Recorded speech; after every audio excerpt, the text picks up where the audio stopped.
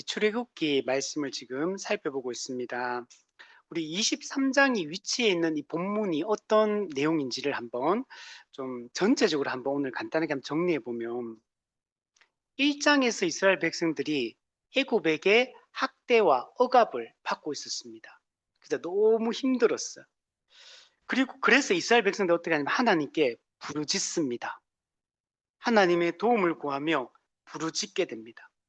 그리고 출애굽기 2장에 가면 어떤 내용이 있냐면 하나님께서 아브라함과 맺은 언약을 기억하사, 네, 언약을 기억하시고 하나님이 움직이기 시작하십니다.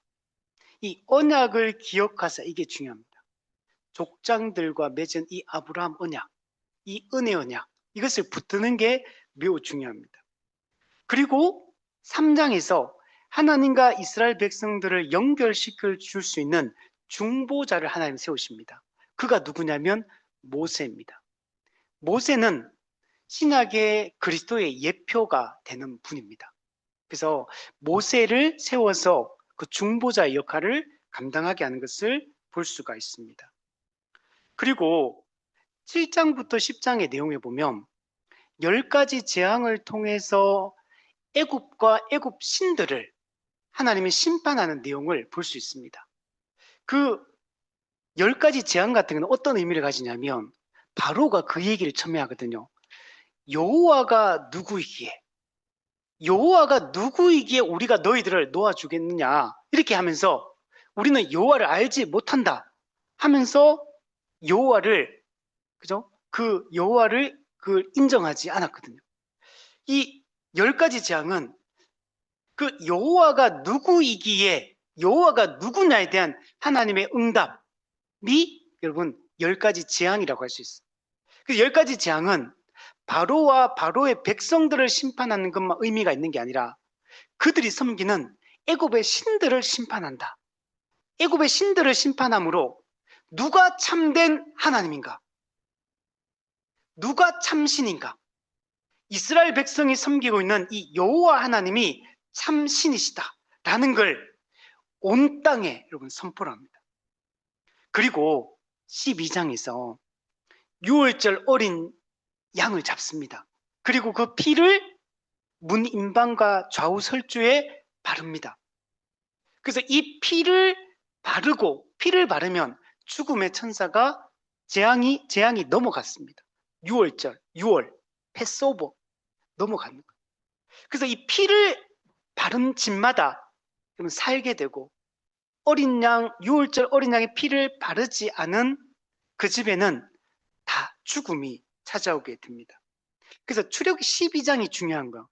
이스라엘 백성들이 구원을 받은 것은 출애굽기 20장에서 도덕법을 주시고 21장부터 시민법을 주시고 이 율법을 주셔서 율법을 지켜서 구원받게 하려고 주신 게 아니에요. 출애굽기 12장에서 6월절 어린 양의 피를 통과한 사람은 이미 구원을 받게 되는 거예요. 그래서 먼저 구원하고 그 이후에 여러분 율법을 주시는 겁니다. 하나님의 백성을 먼저 은혜로 만들어 놓은 다음에 그 율법에 순종하며 살아갈 수 있도록, 하나님의 백성답게 살아갈 수 있도록 여러분 법을 주시는 거예요. 이거는 율법은 구원을 받게 하려고 주시는 게 아니고 은혜로 구원한 이후에 구원받은 하나님 백성답게 살게 하기 위하여 율법을 주시는 겁니다. 자, 그리고 19장에 가면 중요한 내용이 나와요. 언약의 내용을 알려주십니다. 먼저 언약을 맺기 이전에 19장에서 언약의 내용을 알려주시고, 그리고 20장에서 10계명을 주십니다. 이 10계명은 하나님의 도덕법입니다. 이 하나님의 법의 정신이 담겨 있는 게 도덕법이에요. 도덕법은 오고 오는 모든 시대에 항상 유효한 하나님의 법입니다. 그리고 뒤에 나오는 시민법이나 이 생활법 또는 시민법이나 의식법, 제사법 같은 경우는 그 구약 시대에만 통용되는 거예요. 근데 그 시민법과 의식법을 예수 그리스도가 다 성취하시기 때문에 우리 신약 시대에는 그 법을 구약에 있는 문자적으로 그렇게 지키지 않는 겁니다. 그리스도 안에서 이미 성취되었기 때문에. 그러나 도덕법은 이 하나님의 뜻, 하나님의 법의 정신이 담겨 있기 때문에 이 법은 오고 오는 모든 시대, 신구약에 다 통용되는 유효한 하나님의 법이다라고 얘기할 수 있어요. 그래서 먼저 20장에서 10계명을 통해서 도덕법을 주시고, 그리고 21장에서 23장에서 시민법을 알려줍니다. 시민법은 뭐냐면 생활법입니다. 생활법은 구원받은 하나님 백성들이 구체적인 삶의 현장 속에서 우리 매일매일 일상의 삶을 살아가잖아요.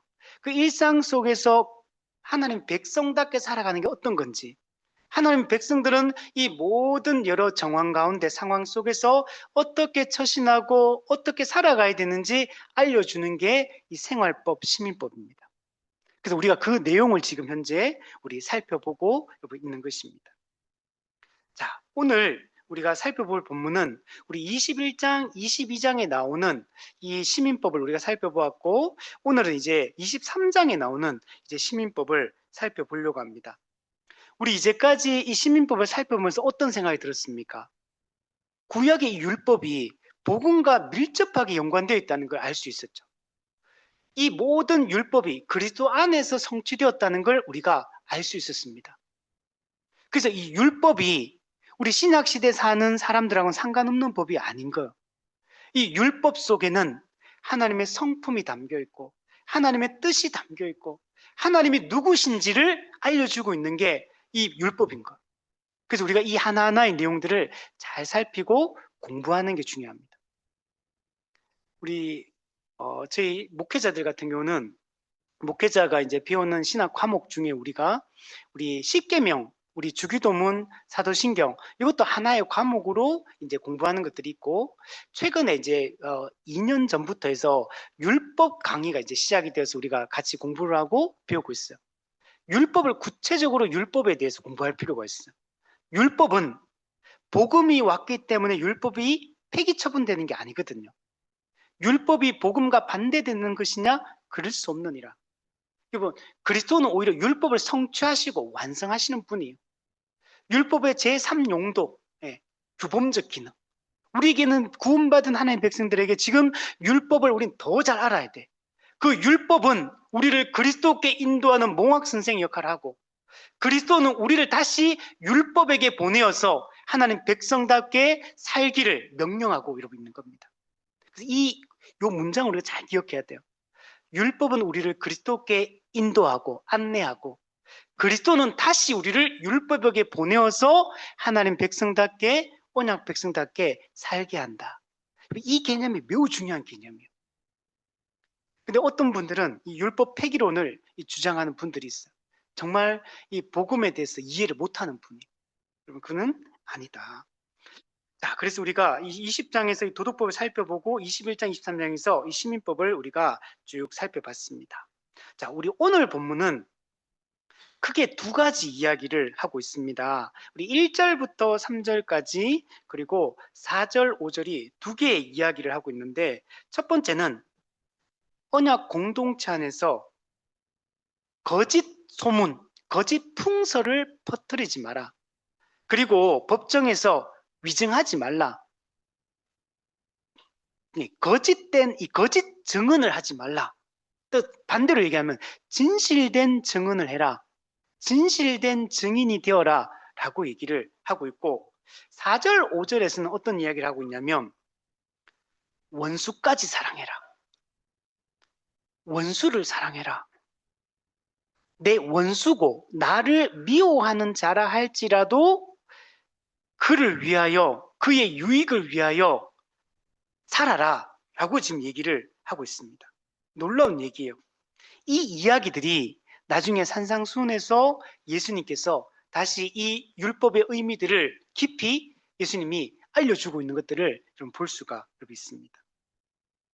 그럼 지금 여기 나오는 이 시민법은 구속함을 받은 언약 백성의 그 정체성으로부터 나오는 삶의 원리라고 얘기를 할 수가 있습니다. 오늘 본문의 이 율법 조항을 통해서 1, 3절을 통해서 우리는 하나님의 공의를 생각하게 되고, 4절, 5절을 통해서 하나님의 사랑, 하나님의 자비에 대해서 우리는 생각을 할 수 있습니다. 칼빈도 이 본문을 해설을 할 때 이렇게 얘기해요. 하나님의 율법은 결코 외적 행위의 나열에 그치지 않는다. 율법의 모든 조문은 하나님의 성품으로부터 흘러나오며 하나님의 백성이 하나님의 성품을 반영하도록 요청한다. 율법을 통해 이스라엘은 하나님이 어떤 분이신지를 배우고 그분을 닮아가는 삶으로 인도한다. 이렇게 얘기했어요. 그래서 우리는 이 시민법을 살펴보면서 하나님을 더 알아가고 우리가 하나님 백성답게 이 땅에서 어떻게 생각하고 어떤 태도를 가지고 어떤 목표를 향해서 우리가 달려가야 되는지 우리가 생각해 보는 시간이 우리 되었으면 좋겠습니다. 자, 너무 진지하게 해가지고 여러분 좀 릴렉스 한번 하시고 네, 자 1, 3절을 먼저 한번 살펴볼게요. 거짓 증언을 여기는 금지하는 율법 조항을 알려주고 있습니다. 자, 먼저 1절 상반절에 보면 거짓된 풍설을 퍼뜨리지 말라. 이 거짓은 사탄의 속성이거든요. 거짓의 아비, 거짓말쟁이. 예. 성도는 하나님의 백성은 거짓된 풍설을 퍼뜨려서는 안 된다. 다른 타번역 분들을 보면 우리말 성경은 헛소문을 퍼뜨리지 말라. 헛소문. 그리고 세번역 같은 경우는 근거 없는 말을 해서는 안 된다. 근거가 없는 말을 지어내지 말라. 쉬운 성경은 거짓된 소문을 퍼뜨리지 마라. 이렇게 얘기하고 있어요. 그러니까 쉽게 얘기하면 거짓 소문, 헛된 이야기 이런 얘기를 꾸며서 근거 없는 말들을 지어내서 하지 말라는 얘기요. 이거는 성도에게 마땅하지 않다. 하나님은 참이시거든요. 하나님은 진리시거든요. 근데 우리가 그분의 백성인데 우리가 마귀의 속성인 이 거짓을 행하고 거짓말, 거짓된 행위, 거짓된 관계를 맺어간다면 그는 언약 백성답지 않다라고 말을 하고 있는 겁니다. 여러분, 하나님은 거짓 소문을 퍼뜨리고 진실을 왜곡시키고 진리를 왜곡시키는 것을 하나님은 기뻐하지 않습니다. 하나님은 적극적으로 여기에 대해서 저항하시고 항거하십니다. 우리가 거짓 소문을 퍼뜨리게 되면 한 개인의 명예가 여러분 실추될 수 있고 여러분 그 사람의 생계가 끊어질 수도 있어요. 그 거짓 소문 때로는 목숨을 잃을 수도 여러분 있습니다. 누군가가 여러분 나를 거짓 소문으로 나를 여러분 공격하거나 이렇게 퍼뜨려서 나를 고립시키고 막 이렇게 했던 거 여러분 있을 거예요. 아마 사람들마다. 진짜 힘들거든요. 저도 있어요. 정말 여러분 사람과의 관계가 저는 예전에 제가 이렇게 생각했거든요. 살면서 내가 원수질 일은 없을 것 같다. 나는 사람하고 원수가 될 것 같진 않다. 내가 저는 이렇게 솔직히 이렇게 생각했거든요. 좀 교만한 생각인지 모르겠는데 그렇지 내가 뭐 사람하고 내가 원수 되어서 살 것 같진 않다. 나는 그냥 원수 될 만하면 풀 것 같다. 빨리빨리 풀어가지고 내가 이제 내가 좀 잘치 이렇게 하면 원수 맺을 일 없을 것 같다. 제가 원수 그러면 저희 어릴 때 동네에 13가구가 살았는데 두 가정이 원수가 있었어요. 두 가정이. 동네 잔치가 있었고 여행을 갔는데 그중에 한 그 집안의 가장이 그 동네 여행 갔다가 교통사고가 나서 그래서 죽었어요. 근데 그때 그 주도했던 그 모든 일을 주도했던 그 분하고 그 집안하고 원수가 돼버렸어요. 그 제 어릴 때부터 원수라는 게 뭔지를 저는 동네에서 살면서 그걸 계속 봤어요. 그러니까 부모가 한 가정에 그 아버지가 돌아간 그 사실 사고죠, 사실은. 그런데 그 전체를 인도했던 그 이장 같은 그분이 하여튼 뭔가 문제가 있었던 것 같아요. 저는 어릴 때 잘 모르겠지만 어쨌든 그 집안과 원수됐고 어릴 때부터 자녀들끼리도 원수처럼 지냈어요. 한 가지 13가구밖에 안 되는데. 그러니까 저는 어릴 때 그걸 계속 봤어요. 그러니까 원수라는 게 저는 그때 이게 확 와닿은 제 피부적으로 원수라는 게 이런 거구나. 근데 저는 내가 살면서 원수 질 일은 없을 것 같다. 근데 살아보니까 내 뜻대로 안 되더라고. 내 잘못과 상관없이 그냥 그 관계가 틀어지더라고. 그냥 내가 딱히 잘못한 것도 아닌데도 불구하고 관계가 어려워지고 그냥 가까이 하기가 힘들어져 버려. 그냥 자연스럽게. 야, 이게 생기더라고. 그냥 그러면서 어쩔 수 없다. 그래서 제가 그때 생각했던 거는 이 땅에서는 우리가 모든 사람과 평화롭게 지내야 되지만 모든 사람과 가깝게 친밀하게 친구처럼 지내기는 쉽지 않구나. 그래서 저는 그때 생각했던 거는 어쩔 수 없다. 좀 거리를 두자. 거리를 두자. 그냥 내가 보복하거나 욕하거나 뒤에서 공격하거나 거짓 소문을 퍼뜨리지는 않겠지만 그냥 그 사람과 친구처럼 지내기는 힘들다. 거리를 두자. 그냥 안 만나는 게 낫겠다. 예. 근데 어차피 우리 만날 사람 많잖아. 그래서 다른 사람 만나고 다른 사람 교제하고 천국 가면 또 우리 또 만나니까. 근데 우리가 보복해서는 안 되지만 참 쉽지 않더라고. 용서하고 해야 되는데 저도 쉽지 않더라고요. 어쩔 수 없이 약간 거리를 두며 지내는 사람들이 생기게 여러분 되더라고요. 여러분 한 개인의 이게 명예, 여러분 생명까지도 여러분 거짓 소문 때문에 죽을 수 있어요. 연예인 자살 사건들이 많았잖아요. 그 다 어떤 거예요? 전부 다. 다 그 전부 다 SNS의 그런 악의적인 그런 이야기들이잖아요. 그게 진실일 수도 있고 거짓일 수도 있잖아요. 그 사실. 그러니까 그게 사실이라 하더라도 그렇게 인신공격을 막 무차별적으로 해버리니까 사람이 견디지를 못하는 거예요. 저는 우울증 걸리는 사람도 솔직히 제가 이해가 잘 안 됐어. 우울증이 왜 걸릴까, 사람들이. 근데 저는 살면서 살아보니까 충분히 나도 걸릴 수 있겠다. 이게 쉬운 게 아니다, 이거. 대인기피증, 충분히 이해되더라고. 야, 사람이 정말 그런 거 당하면, 야, 정말 제가 예전에 얘기했죠. 제 중고등학교 시절에, 고등학교 좀 중학교 시절, 제 인생이 가장 힘들었던 시기, 중학생 시절. 막 저 괴롭히는 친구들도 좀 있었고, 막 엄청 심하진 않았지만, 좀 약간 제가 약자였기 때문에 늘 좀 괴롭힘 당하고, 학교 가기 싫더라고. 중학교 빨리 졸업하는 게 제 인생의 꿈이었어요, 그때는. 야, 진짜 힘들더라고. 그러니까 그렇게 되더라고요. 그러니까, 야, 너무 마음이 힘들고, 그래서 중학교 저 졸업할 때 진짜 전 너무 행복했거든. 중학교 졸업하는 게 이렇게 행복할 수 있구나. 안 만날 수 있겠구나. 그 제가 일부러 학교도 멀리 갔어요. 안 만나고 싶어가지고. 음.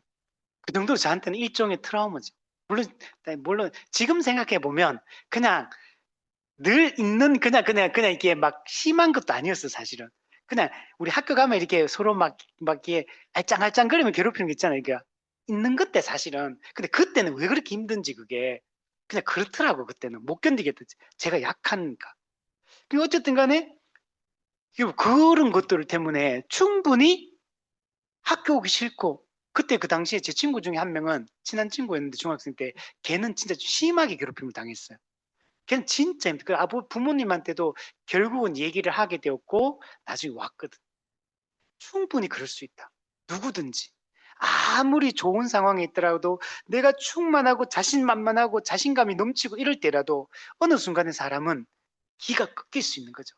한순간에 침체에 빠질 수 있고 한순간에 믿음의 용기를 잃어버릴 수 있고 이게 사람은 누구나 가능하구나. 우리가 충격적인 말을 듣거나 충격적인 사건을 경험하거나 우리가 그런 걸 당할 때 누구든지 넘어질 수 있다. 이런 생각이 들더라고요. 여러분 그만큼 이 거짓 소문과 이 악의적인 이런 소문들이 얼마나 사람을 위협하는 건지 여러분 모릅니다. 우리 십계명 9계명에 내 이웃에 대해 거짓 증거하지 말라. 십계명에 딱 선언하고 있잖아요. 여러분 우리는 그렇게 해서는 안 됩니다. 이웃에 대해서 근거 없는 이 말들을 하고 거짓 소문을 퍼뜨리는 것은 진리 그 자체이신 하나님의 영광을 훼손하는 것이고 하나님의 뜻을 거스르는 것이며 하나님을 등지는 것과 여러분 같은 것입니다. 하나님의 형상을 따라 창조된 사람을 해롭게 하고 거짓으로 그를 위해한다면 여러분 그것은 성도답지 않은 겁니다. 하나님의 백성은 진리를 사랑하고 여러분 진실을 기뻐하고 모든 사람을 대해서 진실된 관계를 맺고 없는 말 지어내지 말고 있는 말이라 하더라도 또 지혜롭게 말하고 또 우리가 옳은 말이라고 해서 또 함부로 하면 안 돼. 하는 경우에서는 제가 살아보니 그렇더라고요. 그냥 참아야 되는 말들이 많고. 그죠? 죽을 때까지 그냥 억울하더라도 참고 가는 게 맞는 것 같아요. 나는 어떤 경우에는. 물론 항상 그러면 안 되죠. 때로는 해야 될 때는 해야 됩니다.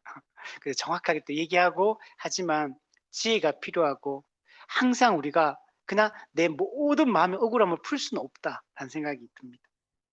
자, 1절 4번절에 보면 악인과 연합하여 위증하는 증인이 되지 말라. 악인과 연합해서 결탁을 하는 것.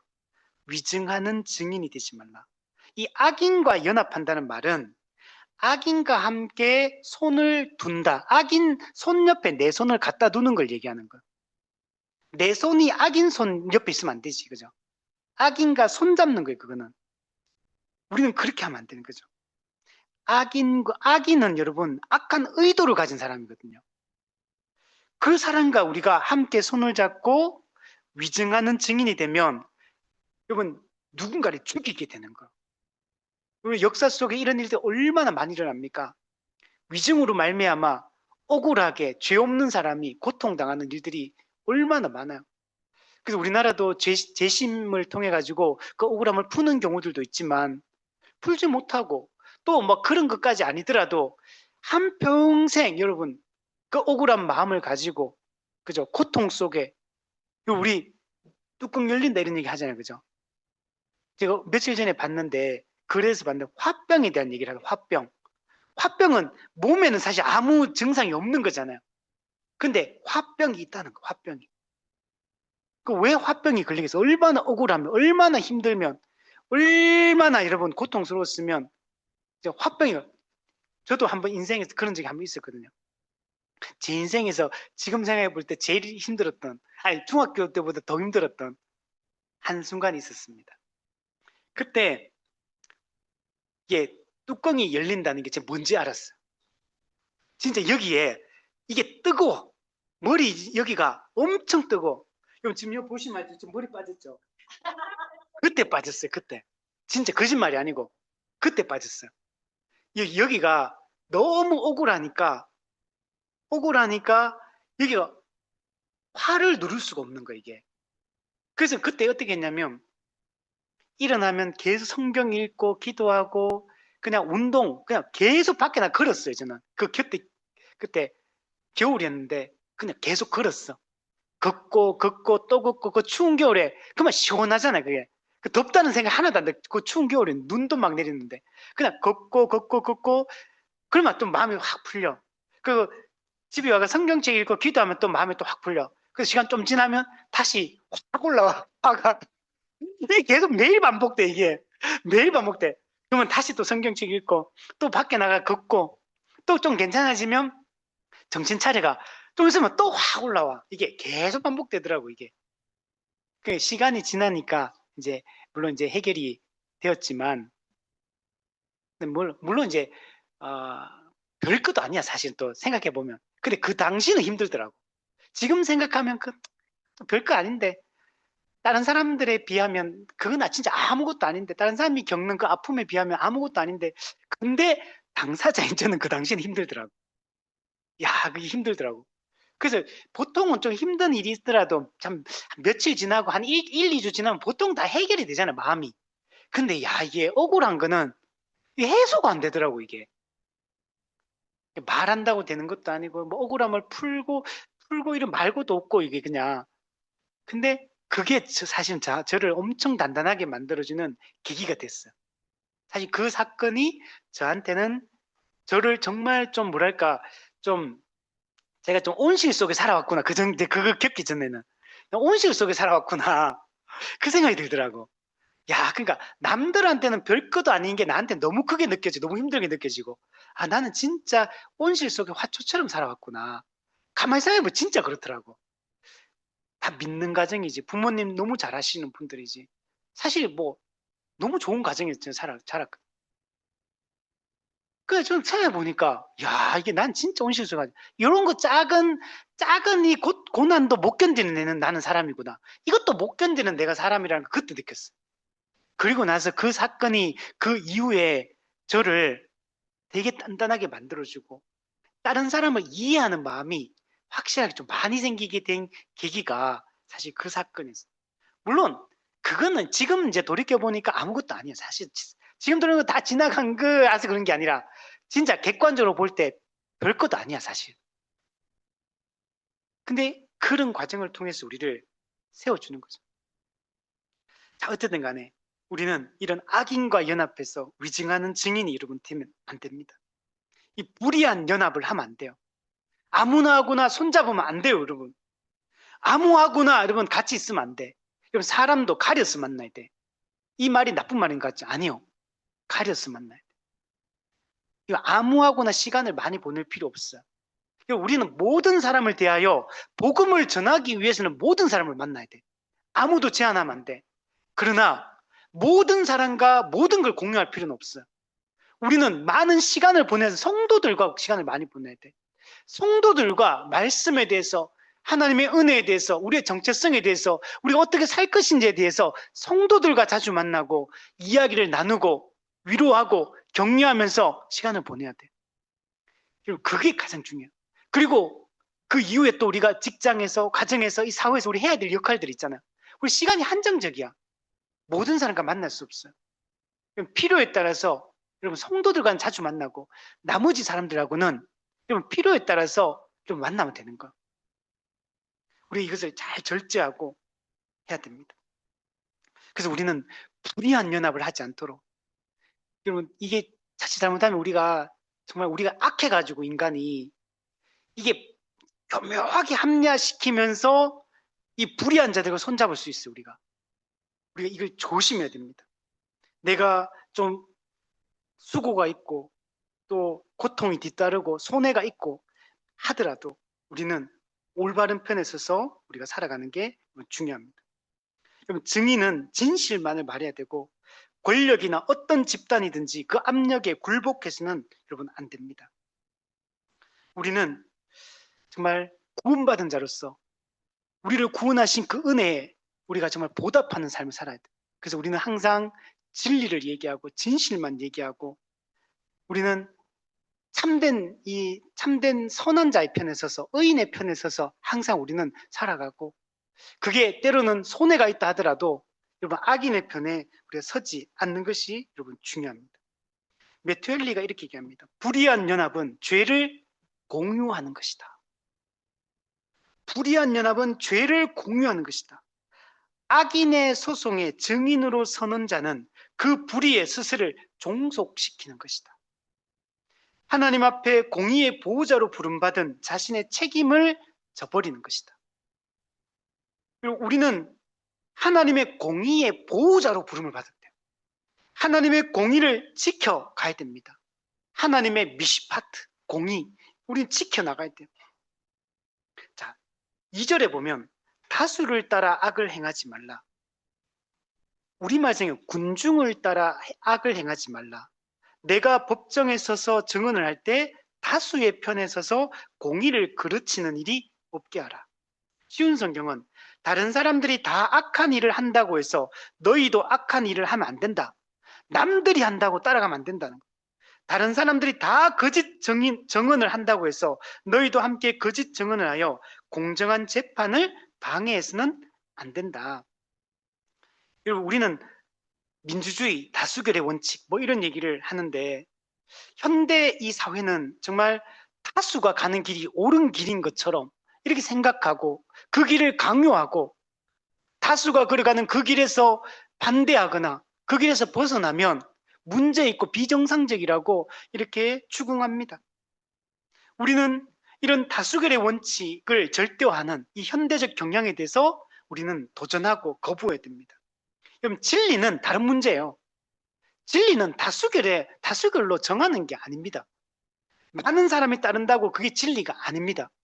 진리는 절대 진리고 객관적 진리예요. 하나님이 외부에서 우리에게 선포하신 거예요. 하나님이 우리에게 주신 것입니다. 하나님만이 선하고 하나님만이 진리이십니다. 그분이 주신 것만이 진리예요. 우리의 경험과 우리의 생각과 다수가 따른다고 해도 집단이 다 따라간다고 해서 우리는 거기에 동의해서는 안 된다는 겁니다. 그리고 옳음은 진리는 집단의 동의에 규정되지 않는 겁니다. 우리는 특별 계시, 기록된 말씀, 이 말씀을 우리 붙들고 그 성경이 예스 그러면 우리도 예스, 성경이 노 그러면 노, 그냥 끝이에요. 그게 우리는 뭐 딴 가타부타 할 필요가 없어.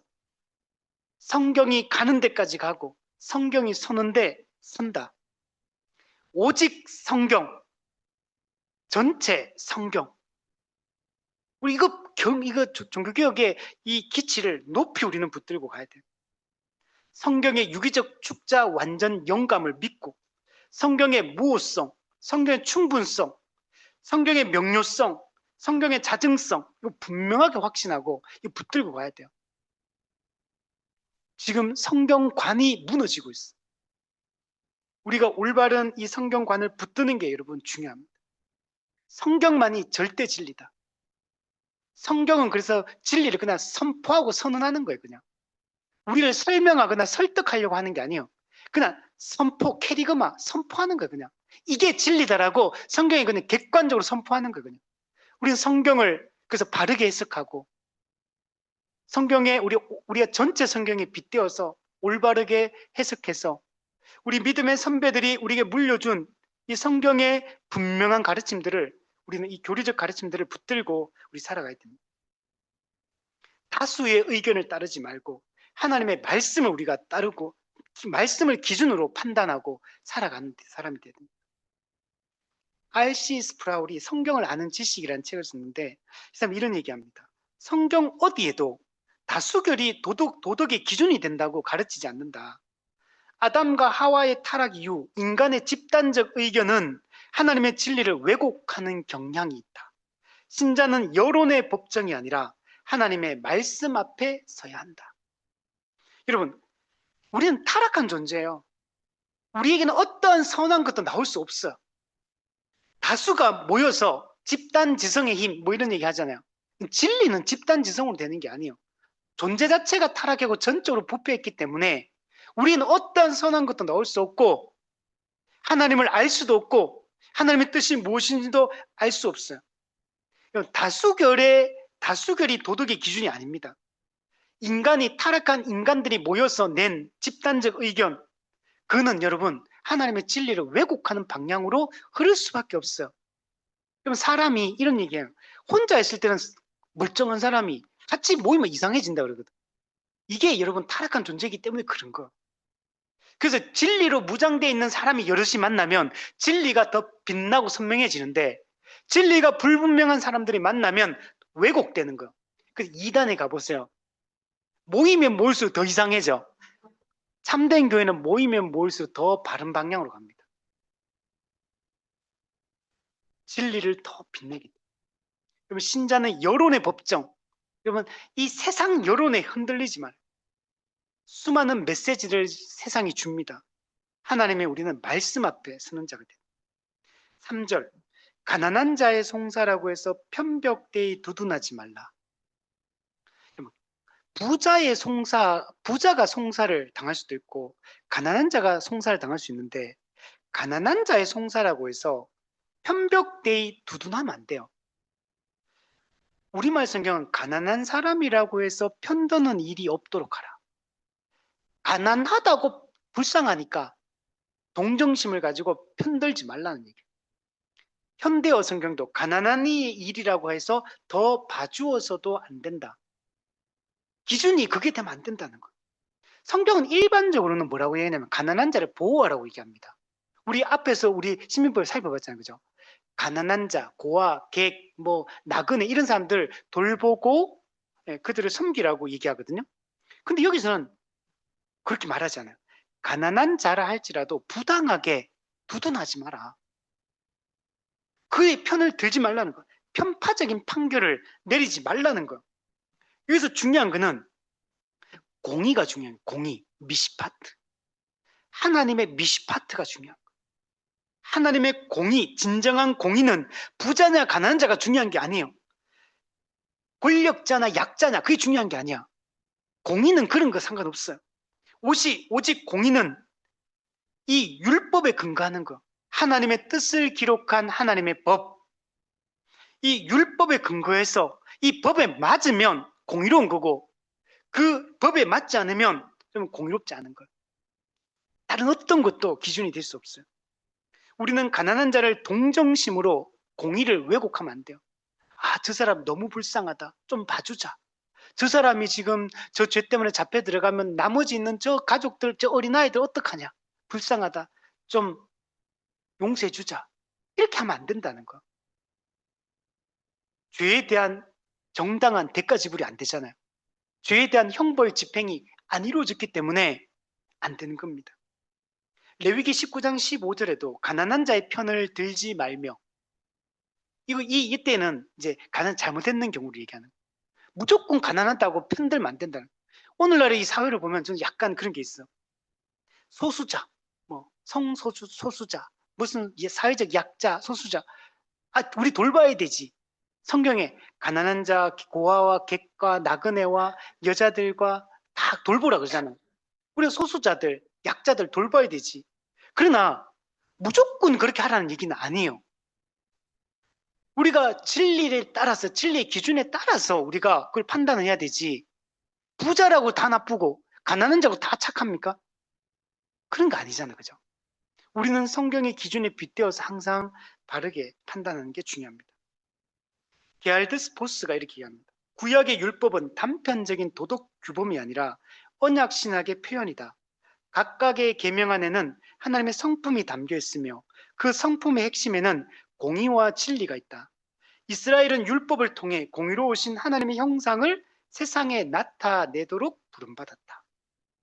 존 모레이, 공의는 감정적 동정심에 의해 굴절되어서는 안 된다.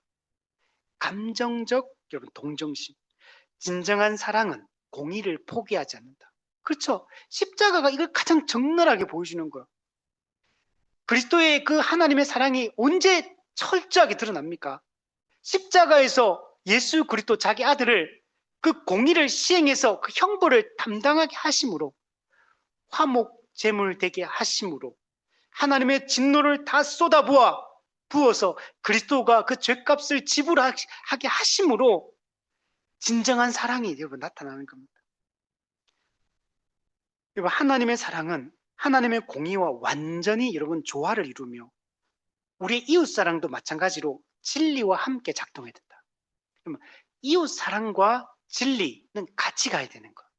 그 진리와 사랑이 같이 갈 때 가장 올바른 방향으로 가게 돼요. 이게 에베소서 말씀에도 동일하게 나타나고 있어요. 진리와 사랑, 진리로 하나 된 교회. 그때 사랑으로 하나 된 교회가 될 수 있는 겁니다. 진리로 하나 되지 않은 교회는 사랑으로도 하나 될 수가 없어요. 반드시 진리와 사랑으로 하나 된 교회만이 참된 교회, 성경적 교회를 이룰 수가 있게 됩니다. 4절, 5절은 원수를 사랑하라고 말씀을 하고 있습니다. 우리는 구속의 은혜를 받은 사람이고 구속의 은혜를 받았기 때문에 원수도 사랑하는 게 가능합니다. 1절부터 3절이 하나님의 공의에 초점을 맞추고 있다면 4절, 5절은 하나님의 자비와 사랑에 초점을 맞추고 있습니다. 근데 그 사랑의 대상이 누구냐면 우리 4절, 5절에 보면 원수라고 얘기하고 두 번째는 나를 미워하는 자래. 나를. 내 원수야 그 사람은. 원수라는 얘기는 그 사람이 나한테 해롭게 했기 때문에 원수가 됐을 거 아니에요. 그 사람을 사랑하는 게 쉽지 않아. 나를 미워하는 자. 그 사람 나를 좋아하지 않아. 적극적으로 미워하고 나를 공격하는 사람이에요. 근데 이런 사람을 지금 사랑하라고 얘기를 하고 있는 겁니다. 여러분 이것은 하나님이 우리가 원수 되었을 때 우리를 사랑하신 그 사랑에 기초하고 있는 거예요. 우리도 여러분 하나님과 원수 되었을 때, 우리가 아직 죄인 되었을 때, 우리가 아직 연약할 때 그리스도께서 우리를 위해 죽으심으로 하나님께서 자기의 사랑을 우리에게 확증해 주신 거예요. 그러므로 하나님도 우리를 원수 되었던 우리를 하나님과 적대적 관계 속에 있는 우리를 위해 희생하시고 구원해 주신 거예요. 그래서 에베소서나 골로새 보면 하나님과 우리 죄인과의 관계를 원수라고 표현해요. 원수. 적대적 관계, 수직적 적대적 관계 속에. 그래서 수평적 적대적 관계 살고 있는 우리의 그런 우리를 위해서 사랑해 주신 거예요.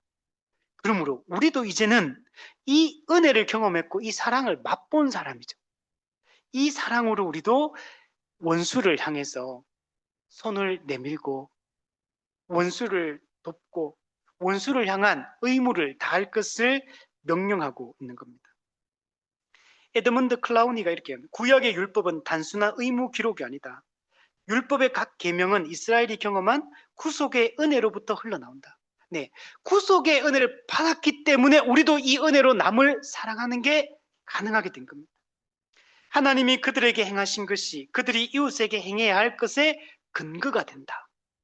율법은 은혜에 대한 응답이다. 이렇게 얘기를 하고 있습니다. 그러면서 4절, 5절 구체적으로 얘기해줘요. 내가 만일 내 원수의 길 잃은 소나 나귀를 보거든 반드시 그 사람에게 데려다 줘라. 원수의 소하고 나귀예요. 잃어버렸어. 그죠? 고소하다. 기쁘다. 이렇게죠. 원수가 고통받게 뿐 고소하다. 이렇게. 근데 그러지 말라는 거예요. 그 소나 나귀를 잡아서 그 원수한테 데려다 주라는 얘기예요. 그럼 당시에 소나 나귀는 얼마나 값진 재산입니까? 이걸 잃어버릴 때 원수일지라도 그의 삶이 무너질 수 있거든. 원수를 할지라도 원수가 고통받고 원수를 할지라도 그가 그 정말 한 인간으로서 존엄성을 잃어버리게 되는 그 지경으로 가지 않도록 하나님 형상으로 지어 원수라도 하나님 형상이라는 사실을 잊지 말아야 된다. 그래서 데려다 주라는 거예요. 이 원수는 여러분 개인적 친분 관계에서 원수거든. 이게 지금 나하고 1대1로 원수 관계인 거야. 이 사람이 얼마나 사이가 안 좋겠어요. 감정이 얼마나 그죠? 원수하고 감정 막 뚜껑 열리고 막 화나고 막 그죠? 꼴도 보기 싫잖아요. 진짜. 그죠? 지나가면 그냥 만나기가 싫죠. 말을 섞기도 싫고 부딪히는 것도 싫고 그냥 피하고 싶고 그냥 영원히 안 봤으면 좋겠고 그런 게 원수거든요. 근데 하나님께서는 그 원수의 손아나기를 데려다 주라고 얘기하는 거예요. 언약 백성은 원수에 대한 원한의 감정보다도 언약적 의무가 더 우선한다는 거예요. 아무리 그가 원수일지라도 그 사람도 여러분 언약 백성인 거예요. 그 사람도 하나님의 형상인 거예요. 나하고 개인적으로 친분 관계에서 원수라고 해서 그 사람이 지옥 갈 때 사람입니까? 그건 아니라는 거예요. 그 사람도 하나님이 그를 위해 죽으셨다는 거예요. 그도 하나님이 사랑하는 자인 거예요. 그도 하나님께서는 주께로 돌이키기를 원하는 자인 거예요.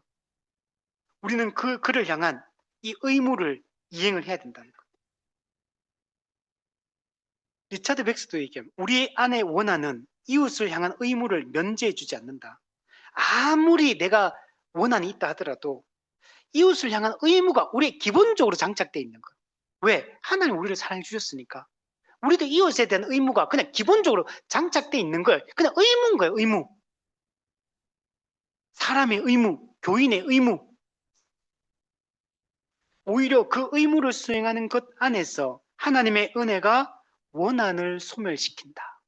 우리가 은혜를 베풀면 그 원한 관계가 끊어진다는, 그 원한의 문제가 해결된다는, 그게 맞는 것 같아요. 관계 회복이 언제 일어나냐면 내가 용서하고 손 내밀 때 회복이 일어납니다. 이건 분명한 것 같아요. 그래서 원한을 소멸시킨다. 원수의 필요를 도우라는 명령은 그 원수가 적이기 때문이 아니라 우리가 하나님의 사람이기 때문에 은혜를 베풀라는 거예요. 우리가 성도이니까, 언약 백성이니까 그렇게 하라는 거예요. 누가복음에서 예수님도 말씀합니다.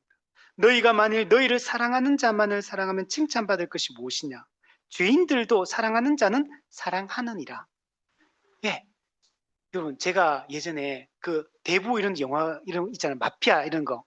그 재밌던 장면에서 항상 그 영화를 볼 때마다 느낀 게 있거든요. 그 조직의 그 보스. 그죠? 그 마약 유통 이렇게 하는 뭐죠? 그 뭐라 그러지? 카르텔의 보스 보죠. 가족은 또 엄청 챙기더라고, 지. 자식을 엄청 사랑하고, 아내를 엄청 사랑하고, 이야, 이게, 그렇더라고, 이게. 여러분, 그거는 그 사람들도 그렇게 하는 거야. 악한 자라도 자기 가족은 챙기고, 나한테 잘해주고, 나를 친절하게 대하는 사람한테는 다 잘한다는 거. 근데 그렇게 하면 죄인들도 다 그렇게 한다는 거예요. 예수님께서. 너희가 만일 선대하는 자만을 선대하면 칭찬받을 것이 무엇이냐? 죄인들도 이렇게 하느니라. 그러면 죄인이나 성도냐 아무 차이가 없다는 거. 5절 마지막으로 내가 만일 너를 미워하는 자의 나귀가 짐을 싣고서 엎드러짐을 보거든 그것을 버려두지 말고 그것을 도와 그 짐을 풀이라. 예, 미워하는 자, 나를 미워하는 자가 나귀가 짐 싣고 가다가 넘어져 버렸어. 그러면 나귀가 얼마나 발부둥치겠어. 짐이 몸에 묶여 있는데 막 그러고 있는데 원수야. 그죠? 나를 미워하는 자야. 나를 괴롭히는 자야. 근데 그것을 버려두지 말라는 거. 가서 그 나귀를 이렇게 세워주라는 거. 그리고 그 나귀가 그 주인에게 가서 그 짐을 부릴 수 있도록 도와주라는 거. 이게 언약 백성이 해야 되는 거야. 우리가 근데 이 사람이 나한테 잘해주는 사람, 나하고 친한 사람의 그 나귀를 도와주라는 얘기가 아니에요. 나를 미워하는 자의 나귀를 일으켜주고 그것을 도와주라고 얘기를 하고 있는 거예요. 오늘날 우리가 생각해 보면 나를 싫어하고 나를 미워하고 나를 보면 무시하고 나를 함부로 대하고 이런 사람한테 잘하기가 힘들어요. 우리가 사람이 얼마나 눈치가 빠른지 저 사람이 조금만 나를 무시하는 듯한 그냥 눈짓 한 번만 해도 우리는 금방 알아채. 몸짓 한 번만 해도 저 사람 나 싫어하는구나. 저 사람 나 하찮게 여기는구나. 나를 멸시하는구나. 나를 무시하는구나. 근데 그 태도 속에 그 눈빛 속에 다 드러나잖아요. 말을 걸었는데 성의 없이 건성건성 대답해. 친절하지가 않아. 그죠? 나하고 시간을 함께 보내려고 하지 않아. 나를 무시하는구나. 나를 의미 없는 존재로 지금 생각하고 있구나. 금방 느낀다는 거예요, 사람이. 근데 오늘 본문에 근데 그 정도가 아니고 이 사람은 나를 미워한다는 말은 적극적으로 나를 괴롭히는 사람이고 힘들게 하고 공격하는 사람이에요. 이런 사람의 나귀도 이렇게 세워주라는 거예요. 진짜 힘든 일이죠. 이런 사람에게 어떻게 이거 미워해? 그 꼴도 보기 싫은데. 솔직히 꼴도 보기 싫잖아요. 그죠? 그냥 얼마나 고소해 잘못되면 그죠? 근데 그러니까 우리 인간의 의지로는 타락한 인간의 마음으로는 못하는 겁니다. 불가능한 거 사실. 저는 불가능하다고 생각해요. 공자 정도 되면 할까? 부처님 정도 되면 할까? 마더 테레사 되면 할 수 있을까요? 저는 다 못한다고 생각해요. 인간은 할 수 있는 사람 아무도 없다. 우리가 은혜를 받으면 은혜 받고 은혜로 변화된 사람, 엄청난 십자가의 은혜를 깨달은 사람만 할 수 있는 거예요. 이거는. 그죠? 근데 우리는 진짜 그게 가능하다는 걸 믿어야 됩니다. 존 플라벨이 얘기한 원수를 돕는 것은 자연적 감정에 역행하는 거다. 역행하는 거 이건 맞지 않나요? 그러나 하나님의 은혜는 자연적 감정 위에 서 있다. 그리스도께서 우리의 원수였을 때 우리를 위해 죽으셨다는 사실이 우리로 하여금 원수를 도울 수 있게 하는 유일한 근거다라고 얘기를 하고 있는 거예요. 그래서 우리는 계속 은혜를 받으면 우리도 이 일들을 할 수 있는 겁니다. 정리합니다. 정리하면 여러분 오늘 이 본문의 이 율법의 이 명령들은 진짜 어려운 거예요. 사실은 이거 지키는 거 쉬운 게 절대로 아니에요. 이거. 근데 이 율법을 예수 그리스도께서 이미 다 성취하셨습니다. 이 율법은 그리스도 안에 이미 성취되었습니다. 요한계시록 3장 14절에 보면 예수님은 충성되고 참된 증인이다. 예수님은 진실된 증인, 참된 증인이십니다.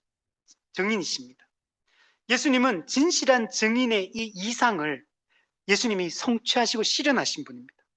예수님은 거짓이 없으십니다. 예수님이 하시는 모든 말씀은 진리이시고 그분의 모든 것은 다 진실입니다. 두 번째, 우리는 원수를 사랑할 수 없어요. 근데 예수님은 원수를 사랑했어요. 예수님이 원수를 사랑하셨어요. 이미.